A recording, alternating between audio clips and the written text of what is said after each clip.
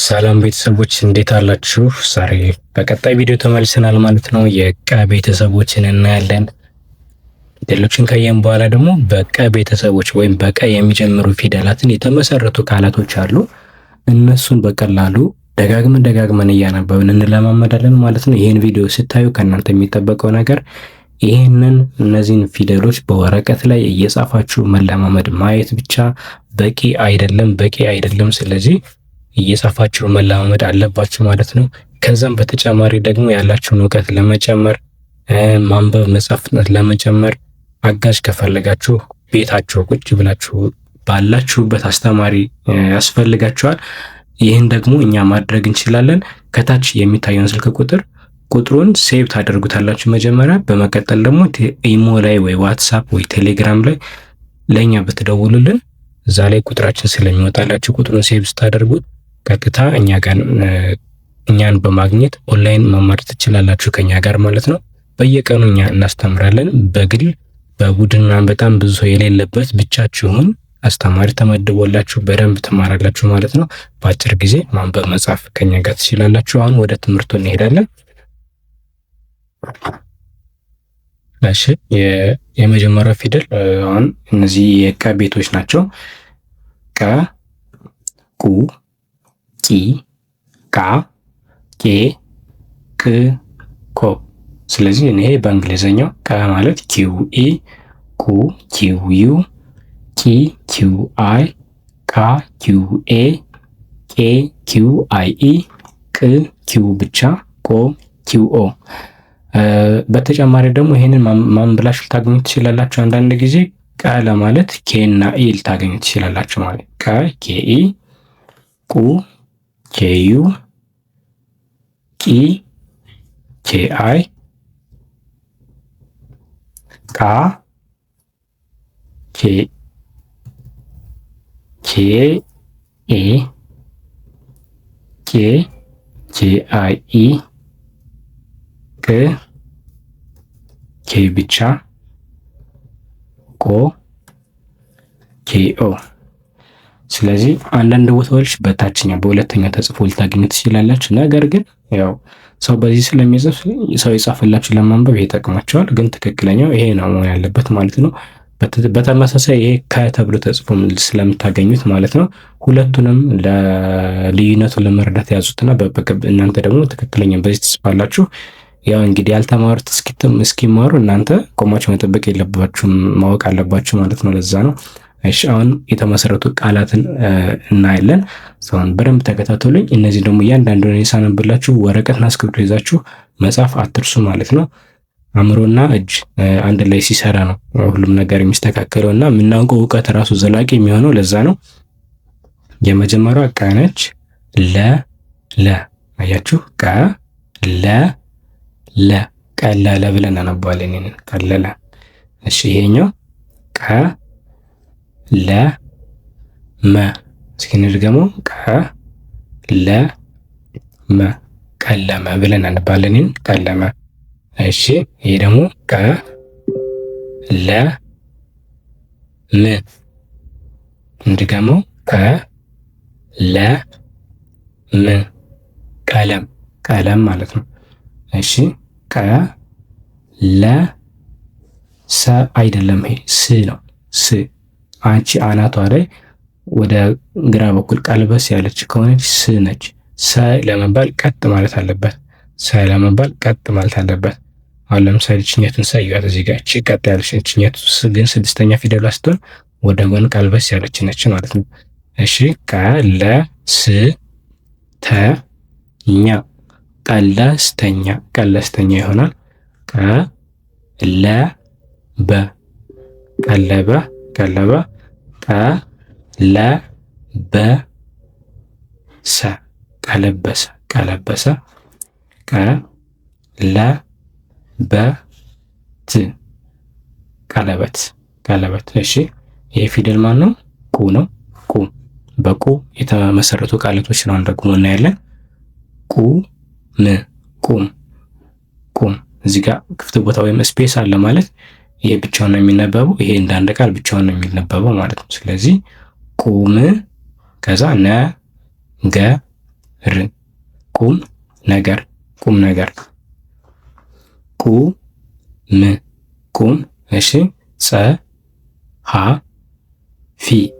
ቁም ጸሐፊ ቁም ጸሐፊ እሺ ይሄ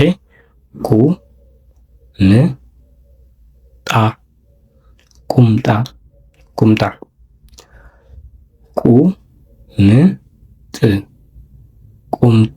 ቁምጥና አለች ቁምጥና ቁምጥ ብላችሁ አንብቡት እና ትጥፋ ቁምጥ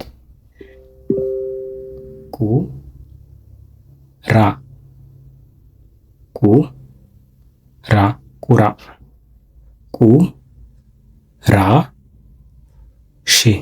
ቁራሽ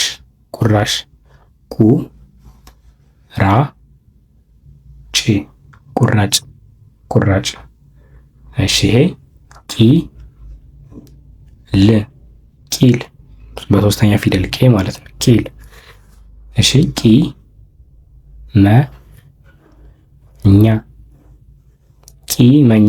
ቂመኛ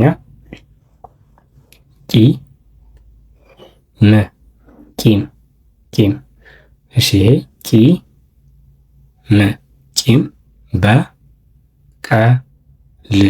ቂም በቀል እቺ ደግሞ እስኪ እናንተ አንብቧትና ኮመንት ላይ ጻፉልኝ።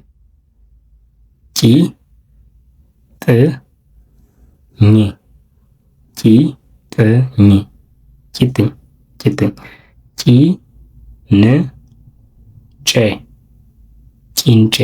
ቂንጬ ወደ አራተኛ ፊደሎች እንሄዳለን ማለት ነው። ወደ አራተኛ ፊደሎች ላይ ደርሰናል።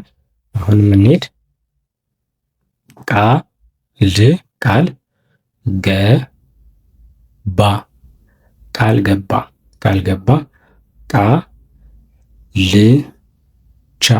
ቃልቻ ቃመ ቃረመ ቃሪያ ቃሪያ ቃሬዛ ቃር ይህን ይመስላል። በቄ ፊደሎች ቄራ ቄስ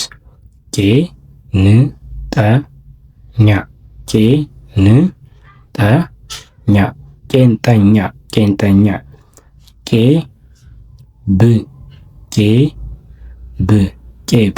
ቄብ ስድስተኛ ፊደል ደርሰናል። ስድስተኛ ፊደል ቅ ከዛ ቅል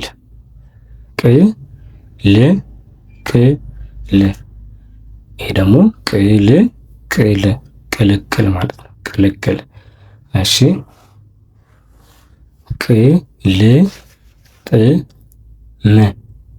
ቅልጥም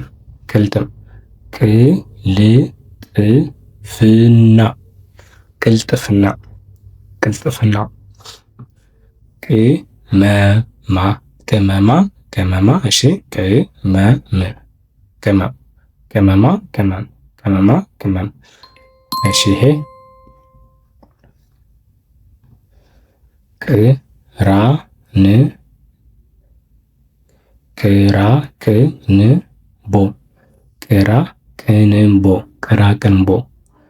ቅራቅንቦ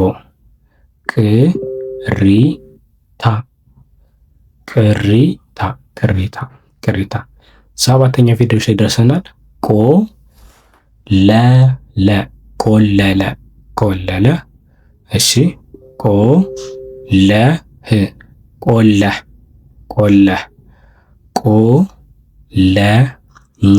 ቆለኛ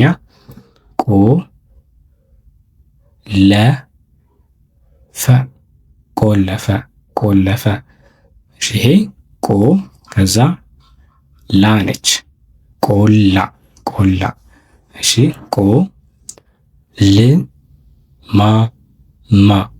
ቆልማማ